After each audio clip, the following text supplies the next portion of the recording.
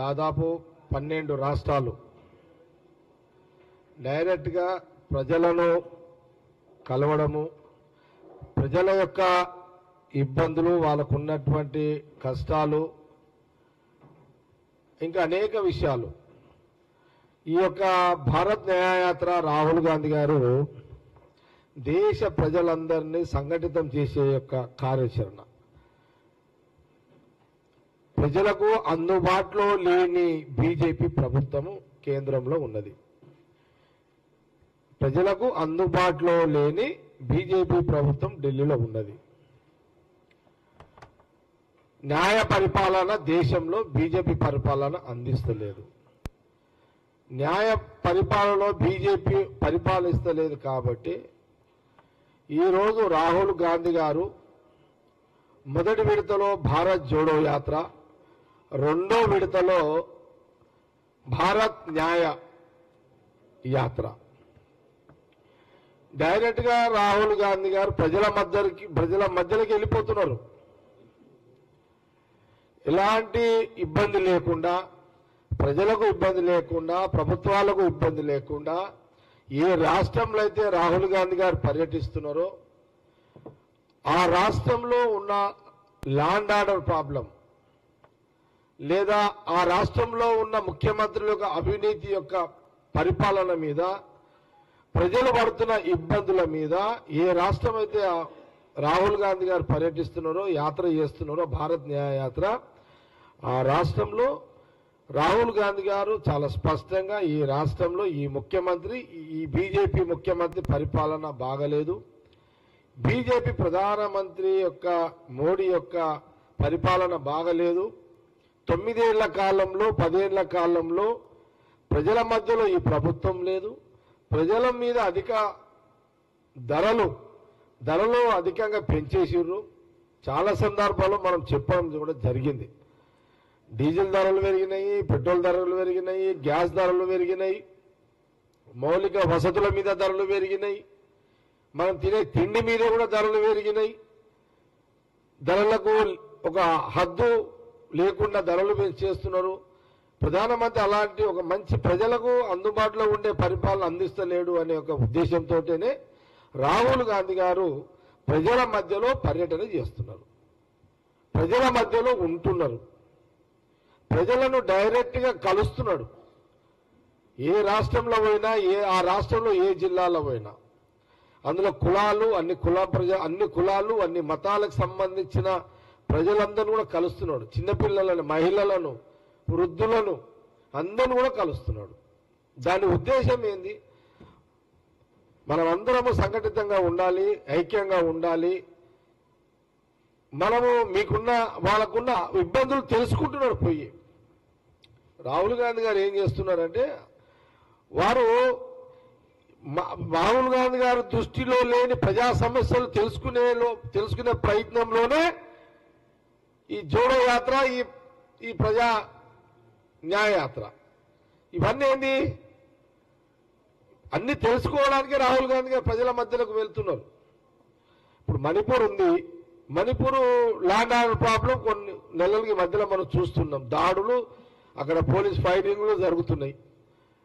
అక్కడ ప్రభుత్వం, కేంద్ర ప్రభుత్వం, బీజేపీ ప్రభుత్వం పట్టించుకుంటలేదు. ఇట్లా అనేక రాష్ట్రాల్లో ఇబ్బందులు పడుతున్నారు ప్రజలు. ఇలాంటి ఇష్యూస్ మీద కూడా రాహుల్ గాంధీ గారు ఫోకస్ పెట్టారు. ఏ రాష్ట్రంలో అయినా, ఏ జిల్లాలో అయినా ప్రజలు రాత్రికి ప్రశాంతంగా నిద్రపోవాలని ప్రజలు కోరుకుంటారు. అలాంటి పరిపాలన ఉన్న ప్రభుత్వాలు ఏ పార్టీ అయినా రావాలని ప్రజలు కోరుకుంటారు. కానీ నిన్న మొన్న జరిగిన సంఘటన అస్సాంలో, ఇప్పుడు రాహుల్ గాంధీ గారు ఒక పద్ధతి ప్రకారం ప్రజలను కలుసుకుంటూ ఆ రాష్ట్రంలో ప్రజల మధ్యలో నుంచి పాదయాత్ర చేస్తున్నాడు. కానీ ఇక్కడ సమస్య ఏంటంటే, అస్సాం ముఖ్యమంత్రి ఎవరైతే హేమంత్ బిశ్వ శర్మ అయితే ఆ రాష్ట్రం ఇప్పుడు బీజేపీ ముఖ్యమంత్రి. ఈ బీజేపీ ముఖ్యమంత్రి రాహుల్ గాంధీ గారు ఎలాంటి ల్యాండ్ ఆర్డర్ ప్రాబ్లం లేకుండా, ప్రజలకు ఇబ్బంది లేకుండా వారు పాదయాత్ర చేసుకుంటూ ప్రజల మధ్యలో కలుసుకుంటూ పోతూ ఉంటే, డైరెక్ట్గా ఆ బీజేపీ ముఖ్యమంత్రి రాహుల్ గాంధీ గారి ప్రోగ్రాం జరగకుండా అతనే పోలీసులతో అడ్డు తగులుతున్నాడు. సమస్య ఎప్పుడైనా అపోజిషన్ లీడర్ తోటి రావాలి, కానీ ఇక్కడ ప్రభుత్వంతో సమస్య వస్తున్నది. ఇది ఉల్టమవుతున్నది ఇదంతా. కానీ ఈ హేమంత్ బిశ్వా శర్మ ముఖ్యమంత్రి ఆయన ఒక విషయం మర్చిపోయాడు. ఏంది? మర్చిపోలే, ఆ విశ్వాసాన్ని వదిలేసేసిండు ఆయన. ఈయన ఒకప్పుడు ఇదే రాహుల్ గాంధీ గారి దగ్గర అపాయింట్మెంట్లు తీసుకొని కలిసిన సందర్భం కూడా ఉంది కదా. ఆయన ఈ గూటి పక్షే కదా ఒకప్పుడు. ఇప్పుడున్న బీజేపీ ముఖ్యమంత్రి కాంగ్రెస్ గూటి పక్షే కదా, ఈ గూటి పక్షే కదా. ఈ గూటి పక్షే ఈ చెట్టుని ఇబ్బంది పెట్టే ప్రయత్నం ఆ రాష్ట్రంలో చేస్తున్నారు. ఇప్పుడు రాహుల్ గాంధీ గారు టెంపుల్ పోవద్దాయిగా, దర్శనం దేవుని మొక్కొద్దాయిగా. అంటే అస్సాం రాష్ట్రంలో రాహుల్ గాంధీ గారు ఏమైనా గుడికి పోయి మొక్కాలంటే ఆ అస్సాం ముఖ్యమంత్రి పర్మిషన్ తీసుకొని మొక్కాలనా? ఇది ఎక్కడన్నా ఇలాంటి పరిపాలన ఏమైనా ముఖ్యమంత్రులు చేస్తారా? అతి ఉత్సాహం చూపిస్తున్నాడు బీజేపీ ముఖ్యమంత్రి. అతి ఉత్సాహం. ప్రధానమంత్రి దగ్గర మార్కులు కొట్టేయడానికి రాహుల్ గాంధీ గారిని ఇబ్బంది పెట్టే యొక్క కార్యక్రమాన్ని ముందు పెట్టుకున్నాడు.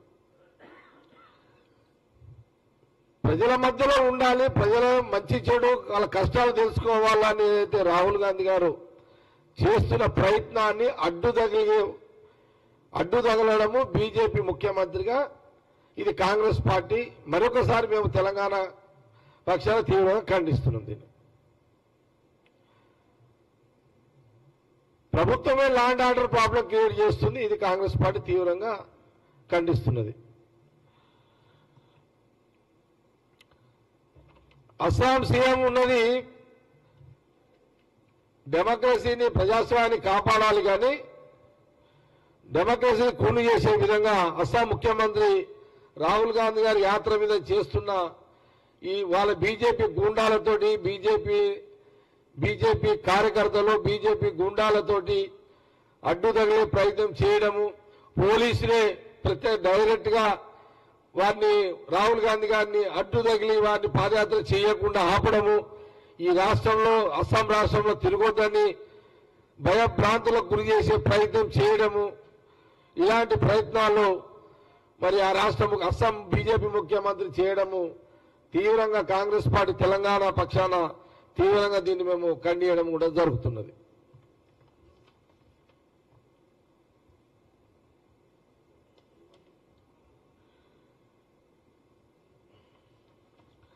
ఒక మాట బీజేపీ నాయకులు కూడా ఆలోచన చేసుకోవాలి.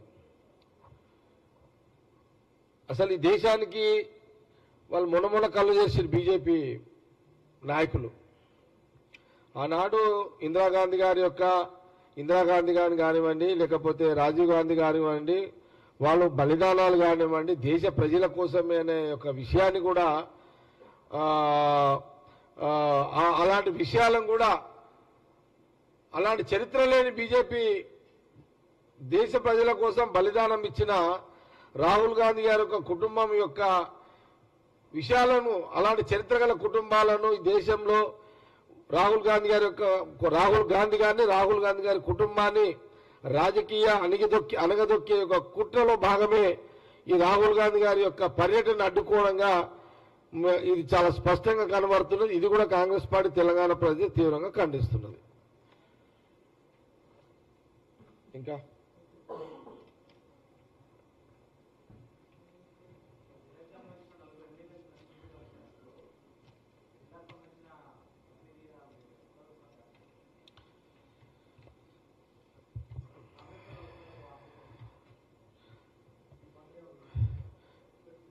మీరు అడిగిన ప్రశ్న నా పరిధిలో లేనిది.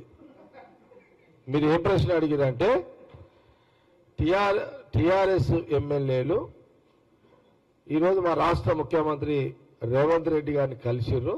అది నిన్న కలిసిర్రు, ఈరోజు నిన్న మీడియాలో వచ్చింది, ఈరోజు మీడియాలో వచ్చింది.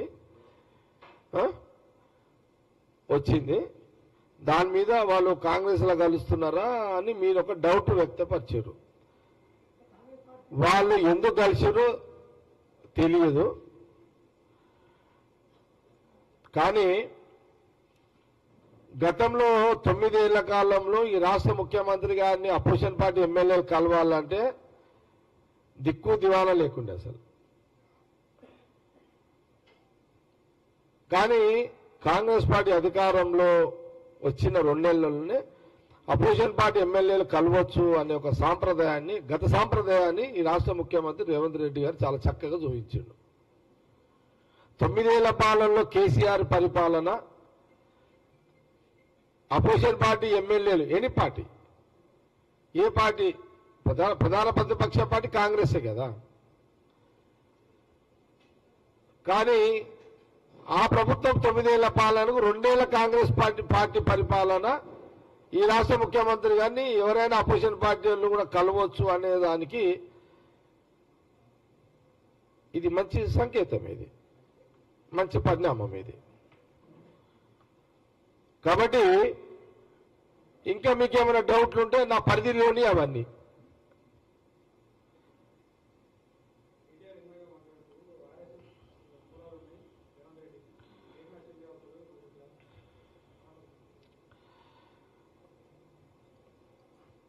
ఇప్పుడు కేటీఆర్ ఏదైతే రేవంత్ రెడ్డి గారు ముఖ్యమంత్రి గారి మీద ఏదైతే అభియోగాన్ని మోపుతున్నాడో అది కూడా నేను అది కాంగ్రెస్ పార్టీ వారితో తీవ్రంగా ఖండిస్తున్నా.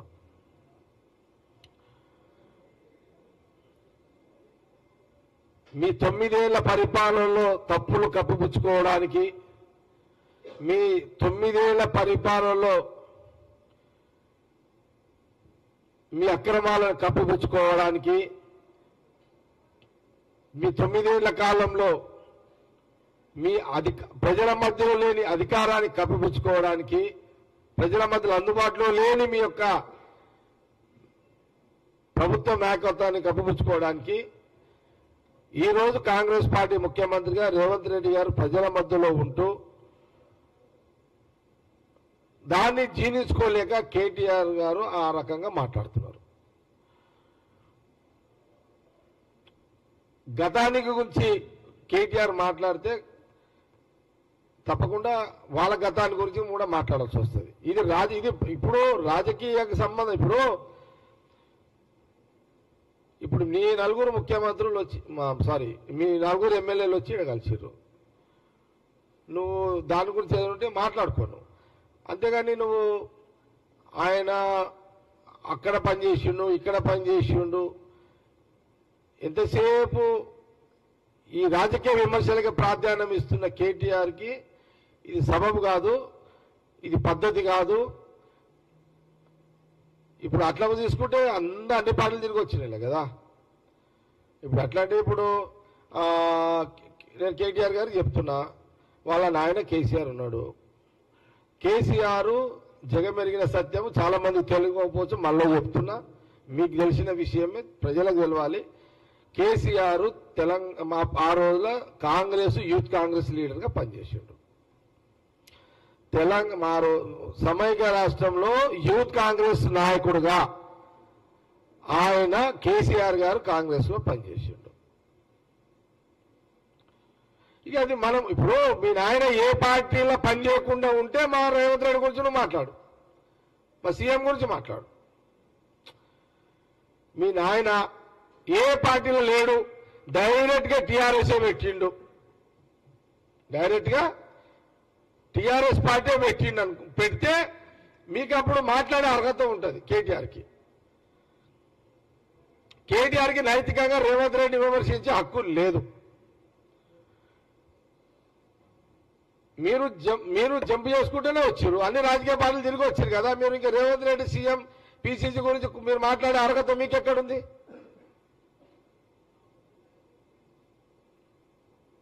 మీరు ఏ పార్టీతో సంబంధం లేకుండా మీరు డైరెక్ట్ గా టీఆర్ఎస్ పార్టీ పెట్టుంటే మీ ప్రశ్నకు మేము జవాబిస్తాం. కాబట్టి మీ ప్రశ్నకు వాల్యూ లేదు, జవాబు ఇవ్వాల్సిన అవసరం మాకు లేదు.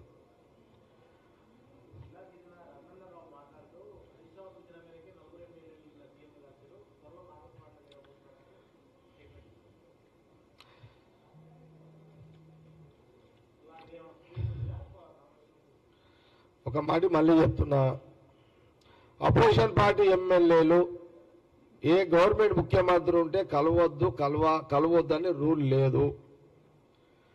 గతంలో సమైక్య రాష్ట్రంలో నేను ముఖ్య రాజశేఖర రెడ్డి గారు, రోషయ్య గారు, ఎవరు కిరణ్ కుమార్ రెడ్డి గారి దగ్గర చూసినా కదా, బండారు దత్తాత్రేయ గారు, కిషన్ రెడ్డి గారు సీఎంలో కలవడానికి వస్తుండే అప్పుడు సమైక్య రాష్ట్రంలో. మరి ఆ రోజు కిషన్ రెడ్డి దత్తాత్రేయ కాంగ్రెస్ లో కలిసినట్ట? మరి అట్లా కాదు కదా. అట్లా ముఖ్యమంత్రులు ఉన్నప్పుడు రూలింగ్ పార్టీ ఎమ్మెల్యేలు కలుస్తారు, అపోజిషన్ పార్టీ ఎమ్మెల్యేలు కలుస్తారు. సమైక్య రాష్ట్రంలో ఉన్న సాంప్రదాయాన్ని ఇప్పుడు సీఎం రేవంత్ రెడ్డి కొనసాగిస్తున్నాడు. మీ 9 ఏళ్ల కాలంలో అటు కాంగ్రెస్ కు మన టీఆర్ఎస్ కు అలవాట్లేదు, ఇప్పుడు బీజేపీకి సంబంధించిన. అట్లాంటి గతంలో కిషన్ రెడ్డి చాలా సందర్భాల్లో కేసీఆర్ కలిసిండు. దానికి జవాబు ఎప్పుడు నేను మళ్ళీ మేము జవాబు చెప్తాం. గతంలో కిషన్ రెడ్డి కేసీఆర్ ముఖ్యమంత్రిని కలవలేదా? మరి కలిసినప్పుడు దానికి జవాబు చెప్పండి, మేము దేనికైనా జవాబు చెప్తాం. ఎవరు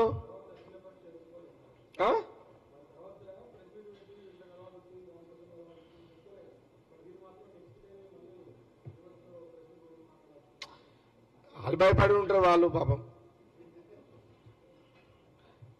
వాళ్ళు నలుగురు ఎమ్మెల్యే కలవాలన్నా ఫేస్బుక్ మీడియాలో చూడగా బదిలిపోయి ఉంటారు వాళ్ళంతా. పాపం వాళ్ళు. కానీ తప్పేం లేదు, అది కలవడం తప్పు కాదు. మేము మంచి సాంప్రదాయాన్ని ముఖ్యమంత్రి రేవంత్ రెడ్డి గారు స్టార్ట్ చేసిండు కాబట్టి ఏం తప్పేం లేదు. మా జిల్లా వాళ్ళే కదా. మేము వాళ్ళ దగ్గర అపోజిషన్ వాళ్ళ గొంతు నొక్కుడు, నాలుగే కోసుడు లేదు కదా మా దగ్గర. డెమోక్రసీని, ప్రజాస్వామ్యాన్ని మేము మళ్ళీ బతికిస్తున్నాం తెలంగాణలో. వాళ్ళు చంపిన తెలంగాణలో రాష్ట్ర విభజనలో వాళ్ళు చంపిన ప్రజాస్వామ్యాన్ని మళ్ళీ కాంగ్రెస్ పార్టీ అధికారంలో వచ్చిన తర్వాత మళ్ళీ మళ్ళా ప్రజాస్వామ్యానికి ప్రాణం పోసినాము, ఊపిరి పోసినాము, మళ్ళా బతికిచ్చినాం మేము.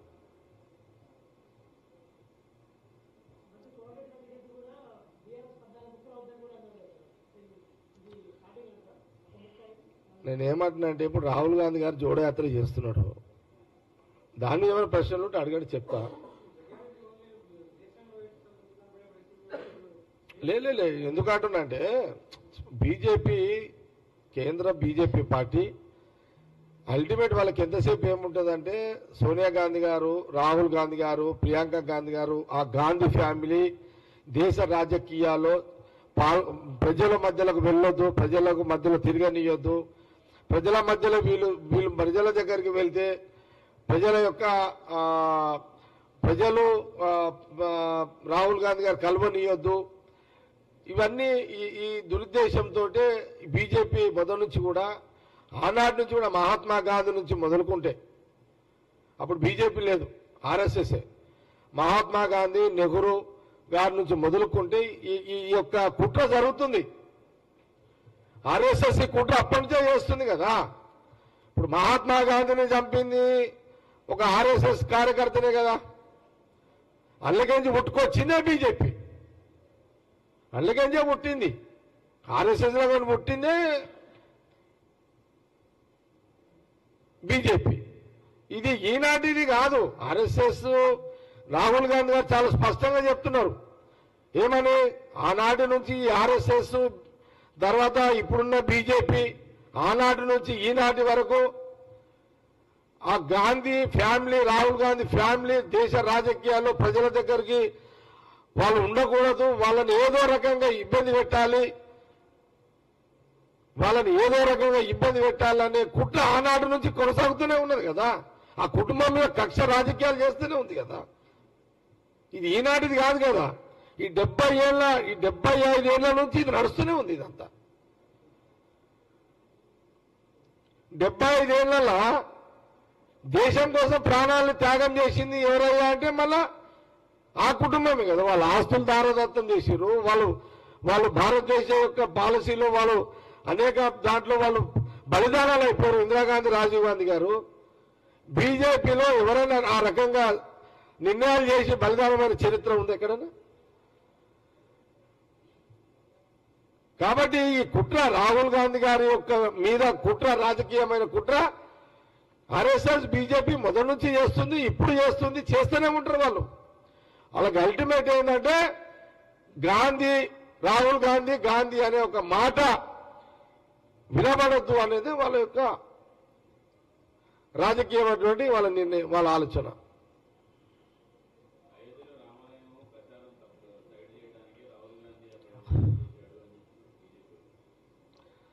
చూడండి, శ్రీరాముడు దేవుడు, సీతమ్మ శ్రీరాముడు దేవుడు, సీతమ్మ తల్లి శ్రీరాముడు దేవుడు, హనుమంతుడు దేవుడు, వీళ్ళందరూ దేవుళ్ళు. దేవుళ్ళని బియ్యపల్లు ఆర్ఎస్ఎస్లో చెప్తే మొక్కాలని వీళ్ళు ఎప్పుడు పుట్టింది? దేవుళ్ళు పుట్టింది ఎప్పుడోనే. దేవుళ్ళు మొన్న పుట్టలేరు కదా. ఏమి ఆర్ఎస్ఎస్ వాళ్ళు, బీజేపీ వాళ్ళు దేవుడు పుట్టినాక వీళ్ళు పుట్టిరా? లేదు వీళ్ళకన్నా ముందే వీళ్ళు పుట్టి, దేవుళ్ళ కన్నా ముందు వీళ్ళు పుట్టిరా? కాదు కదా. నేనేమంటున్నా అంటే, ఇప్పుడు రాహుల్ గాంధీ గారు ఇంట్లో మొక్కుతాడు కదా దేవుళ్ళకు, దేవుడిని మొక్కుతాడు కదా. ఇంట్లో దేవుడు ఉంటాడు, రాహుల్ గాంధీకి ఇంట్లో దేవుడు ఉంటాడు, సీతమ్మ తల్లి ఉంటుంది, శ్రీరాముడు ఉంటాడు, దేవుళ్ళు ఉంటారు, దేవుళ్ళకి ఇంట్లో మొక్కుతారు వాళ్ళు.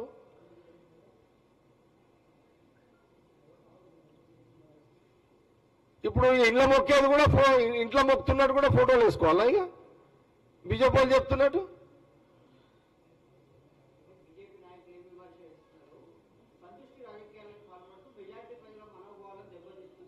నేనేమంటున్నా అంటే అది తర్వాత మాట్లాడతా. అది చాలా పెద్ద సబ్జెక్ట్ అది. మళ్ళీ దాంట్లో ఇప్పుడు ఎందుకంటే ఇప్పుడు రాహుల్ గాంధీ గారు ఈ ప్రజా సమస్యలు తెలుసుకోవద్దు, రాహుల్ గారు ప్రజలకు కలవద్దు అని బీజేపీ ఒక కుట్ర చేస్తున్నది. విన్నావా? ఇప్పుడు శ్రీరాముడిది దేవుడు, సీతమ్మ శ్రీరాముడు దేవుడు. విన్నావా? ఇప్పుడు దేవుళ్ళ పేరు మీద రాజకీయం చేసే సంస్కృతి అది బీజేపీ మొదటి నుంచి. వాళ్ళకి ఇంకో దారి లేదు, వాళ్ళ ప్రాబ్లం వాళ్ళకు ఉంది. మన కొద్దిగా పంచాయతీ ఇప్పుడు అది, ఆ తర్వాత చూద్దాం. ఇప్పుడు ప్రజల మధ్యలో రాహుల్ గాంధీ గారు తిరుగుతున్నారు. ప్రజల దగ్గరికి రాహుల్ గాంధీ పోవద్దు అని అంటే అడ్డంకులు వేయాలి. అడ్డంకులు వేసే కార్యక్రమం అస్సాంలో మొదలుపెట్టారు, ఆ ముఖ్యమంత్రి మొదలుపెట్టిండు.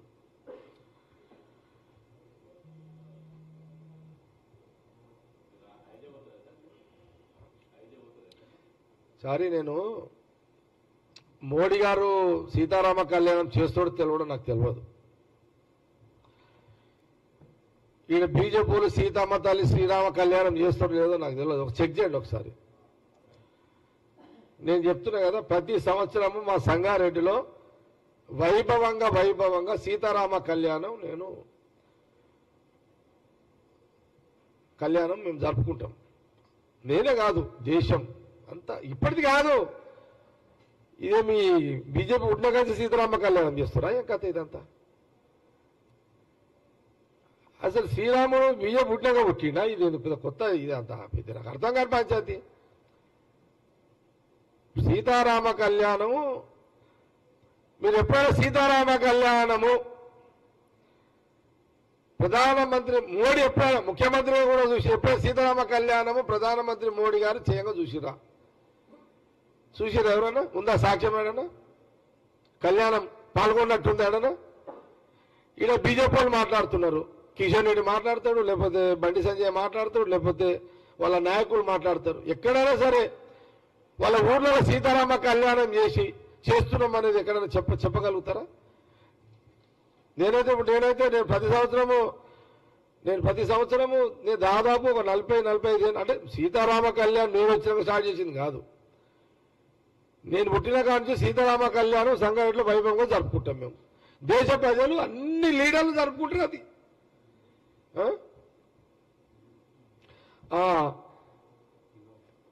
బీజేపీ పుట్టి 40 ఏళ్ళైంది, రాముడు పుట్టి 4 యుగాలైంది. బీజేపీ పుట్టి 40 ఏళ్ళు, శ్రీరాముడు సీతమ్మ తల్లి పుట్టి 4 యుగాలు. సరే, మీకు రాజకీయంగా వేరే దారి లేదు. మీరు రాజకీయంగా బతకాలి, శ్రీరాముడిని మీరు దేవుని పేరు మీద మీరు ఏదో బతుకుతున్నారు, బతుకుండి. కానీ రాహుల్ గాంధీ గారిని అనవసరంగా ఎందుకు దీంట్లో మీరు లాగుతున్నారు?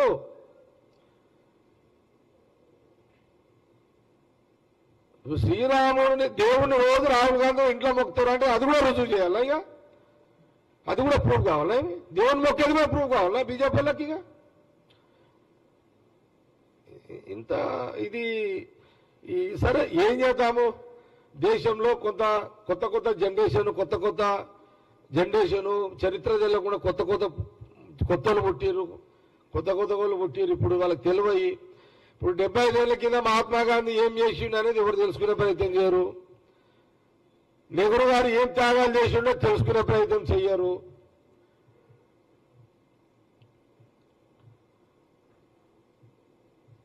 ఇప్పుడు ఇక విచిత్రం ఏంటంటే పాపము ఆ ఫ్యామిలీ ఎంటైర్ ఆనాడు ఇందిరాగాంధీ నుంచి మొదలుకుంటే వాళ్ళు అన్ని త్యాగాలు చేసినా కూడా వాళ్ళ త్యాగాలను మరిపించే విధంగా బీజేపీ కుట్ర చేస్తుంది.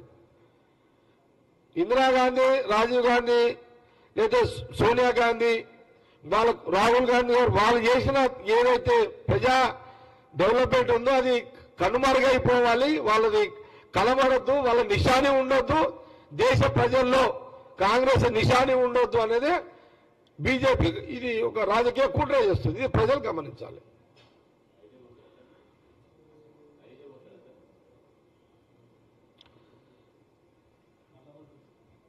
నేను ఏమంటున్నా అంటే ఏమంటున్నారు? అరే మా ఇంట్లోనే సీతారాముడు ఉన్నాడు కదా, మా ఇంట్లో రాముడు ఉన్నాడు, మా ఇంట్లో వద్దులే ఇది అదిగా. ఇప్పుడు నేనేమంటున్నా సబ్జెక్ట్ ఏంటో పోతున్నది మళ్ళీ ఇదంతా. నేనేమంటున్నానంటే దేవుని సీతారాముడిని నేను కాదు మీరు అందరం మొక్కుతాము. కొత్తగా బీజేపీ వాళ్ళు వచ్చి దేవుని మొక్కుమని చెప్పాల్సినంత దుస్థితి, ఇంత దౌర్భాగ్యము రాజకీయాలలో రావద్దు. అంటే మనం ఎవరు దేవుని మొక్తలేమా? వీళ్ళు వచ్చి ట్రైనింగ్ ఇస్తున్నారా? ఇదేం లేదు. దేవుని పేరు మీద ఆ కుటుంబాన్ని బదలాం చేయాలని, రాహుల్ గాంధీ గారిని బదలాం చేయాలని బీజేపీ కుట్ర. దేవుని పేరు మీద రాహుల్ గాంధీ గారిని బదలాం చేయాలనేది బీజేపీ కుట్ర.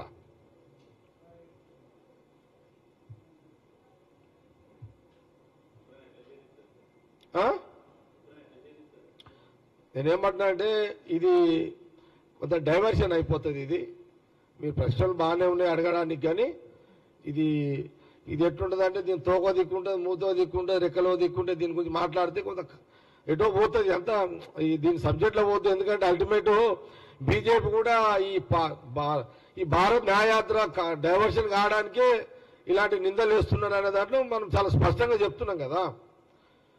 కాబట్టి దయచేసి మనం దీంట్లో ఇది ఇంపార్టెంట్. మనము సరే అందరం దేవుళ్ళని మొక్కుతాము, ఏదో కొత్తగా బీజేపీ వాళ్ళు వచ్చి మనకు ట్రైనింగ్ ఇచ్చి దేవుళ్ళు మొక్కుమని చెప్పాల్సినంత అవసరం కూడా లేదు అనేది నేను చాలా స్పష్టంగా తెలియజేస్తున్నాను.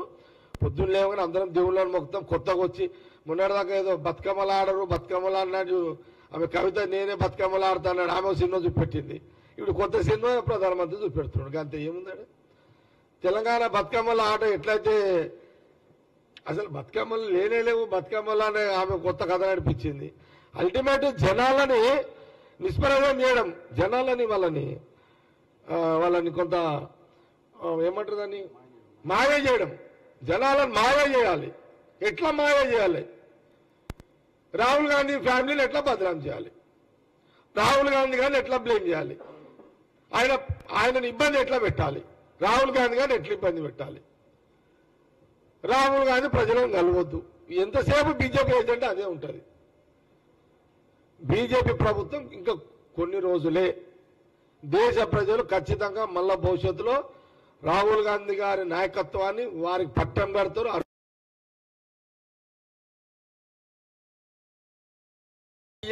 అధికారం అని అనుకోవడం వల్ల మూర్ఖత్వం. తప్పకుండా ప్రజలు తప్పకుండా మళ్ళా రాహుల్ గాంధీ గారికి అధికారం ఇస్తారు. మంచి రోజులు వస్తాయి, మంచి పరిపాలన అందుతుంది. దీంట్లో ఎలాంటి అనుమానం లేదు. బీజేపీ కుట్రలు కాంగ్రెస్ పార్టీ రాహుల్ గాంధీ గారి నాయకత్వంలో తిప్పికొడతాం. బీజేపీ రాజకీయ కుట్రలను ఖచ్చితంగా కాంగ్రెస్ పార్టీ తప్పకుండా తిప్పి కొడుతుంది రాహుల్ గాంధీ గారి యొక్క నాయకత్వంలో. Okay, close.